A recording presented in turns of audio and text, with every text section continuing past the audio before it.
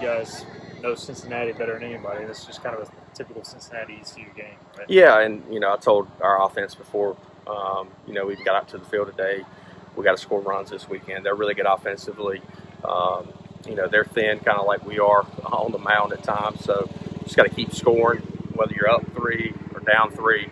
And I thought our guys did a really good job not panicking. The other thing I would say to everybody that maybe doesn't watch the game closely, but their Ryder gave up a couple blue hits early, and of course they put up 4 runs, but he managed it the next inning just to give us another inning, and then he got 2/3, and then Saylor came in, passed the ball, did a really good job, and then Spivey was outstanding. But offensively, up and down the lineup was just really good. Of course, Mac got a big swing off, but a lot at bats in there where Starling stayed inside of a ball, and they make an error, but we would have got the guy from third base in. Zach Agnos being selfless, 3-1, staying inside the ball to get a sac fly. Just a lot of quality at bats. Moreland had a great night, so up and down the lineup, I thought it was really good.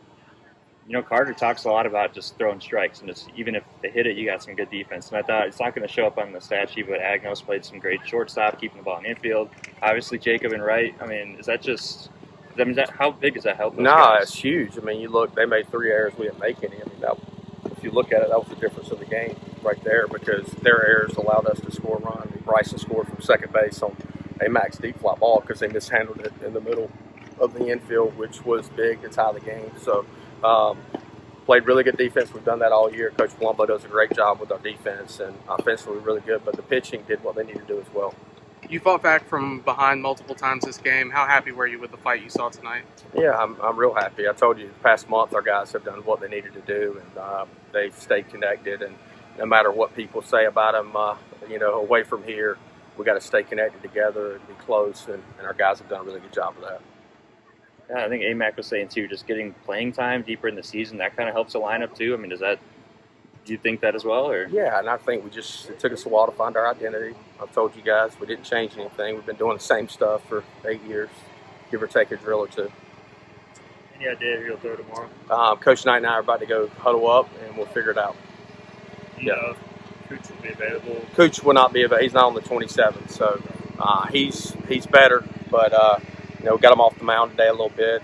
And, he's probably like 75, 85%, but we're not going to push him. We're going to make sure he feels 100% before we put him out there. You guys, Cincinnati well, so even when they put up 4 in the first inning, you kind of feel like you guys are just going to be that type of night where both teams score a lot of runs, maybe.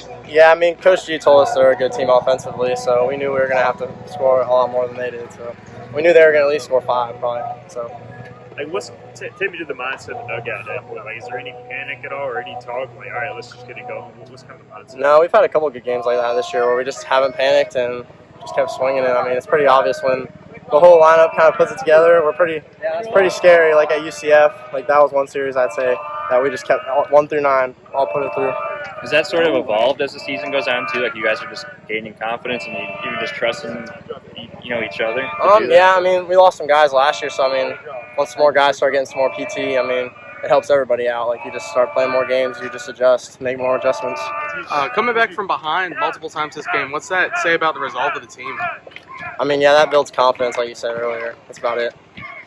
Your home run, you've hit some long home runs. You think that may be up there with one of your better swings? Yeah, I would say, just try not to do too much is usually when I hit the ones farther. So whenever I try to do too much, those are the ones that I kind of are scrapers.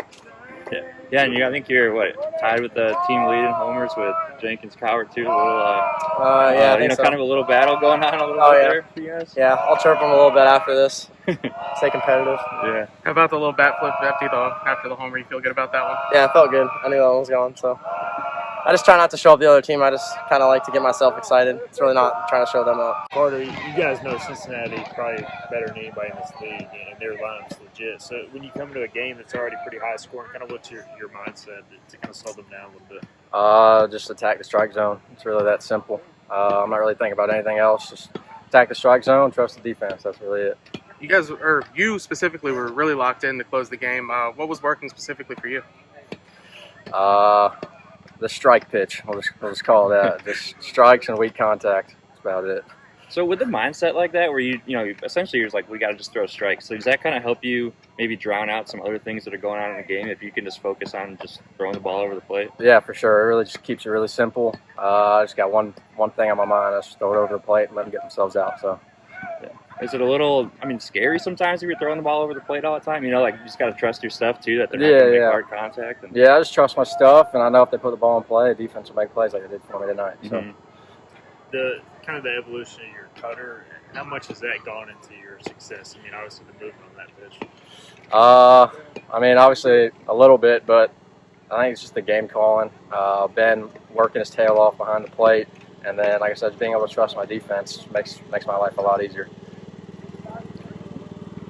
The role you're on right now, I mean, how much confidence are you feeling on the mound when you take it right now? I always kind of have that confidence. I just being able to trust guys around me. Offense did a great job tonight, putting up 9 runs. Obviously, coming back from a 4-run deficit in the first inning is huge, and then just kept adding on throughout the game, so that definitely helps.